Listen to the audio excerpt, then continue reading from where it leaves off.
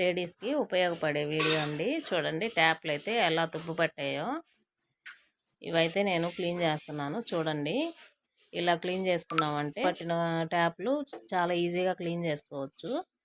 ఇది వంట సోడా అండి. వంట సోడా నిమ్మరసం అనమాట. వంట సోడా నిమ్మరసం బాగా కలుపుకోవాలి. ఇలాగా కలిపేసుకొని ట్యాప్లు ఉన్నాయి కదా, తుప్పు పట్టిన ట్యాప్లు, వాటి మీద ఇలా రుద్దేసుకోవాలన్నమాట. ఒక హాఫ్ అన్ అవర్ ముందు ఇలా రుద్ది పెట్టేసుకోవాలి. రుద్ది నానబెట్టేసుకోవాలి.